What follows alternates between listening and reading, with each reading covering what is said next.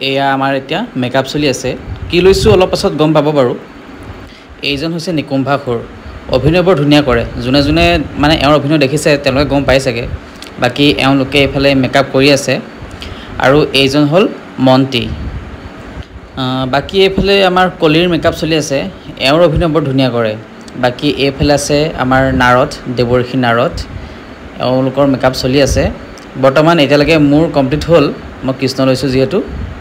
বাকী এইফালে আমাৰ ড্ৰেছখিনি ইয়াতে থৈছে অলপ পাছত পিন্ধা হ'ব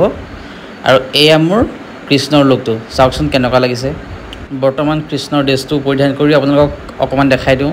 পেটটো নাচাব আৰু উপায় নাই পেটটো অকণমান বাঢ়িছে দেই ৰাইজ এইফালে সম্পূৰ্ণ লুকটো অকণমান দেখাই দিছোঁ আৰু এইফালে আমাৰ শিৱ অকণমান চাই দিয়া এয়া শিৱ লৈছে দেই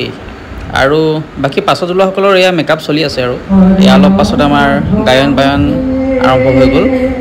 আৰু দুহাৰত আছে অংকুৰ বৰা মোৰ দাদাই হয় আৰু লাহে লাহে আমাৰ ভাওনা আৰম্ভ হৈ গ'ল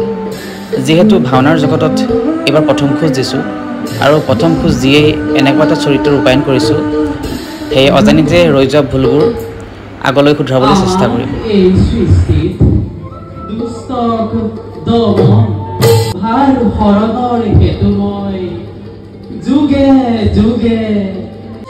তোমালোকৰ এই মিলন কাহিনী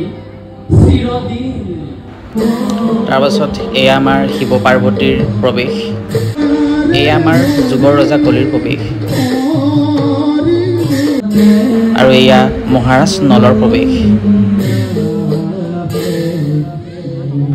আৰু এইফালে আমাৰ নিকুম্ভাসুৰৰ এয়া মোচন এওঁৰ প্ৰৱেশটোহে দেখাব নোৱাৰিলোঁ ভিডিঅ' কৰা নহ'ল আজৰি ভাওনা এতিয়া আমাৰ আজৰি হ'ল এইবিলাক আৰু মোচনকৈ আমাৰ এইপিনে দেৱৰ্ষী নাৰদে খুলি আছে মই খুলোঁগৈ আৰু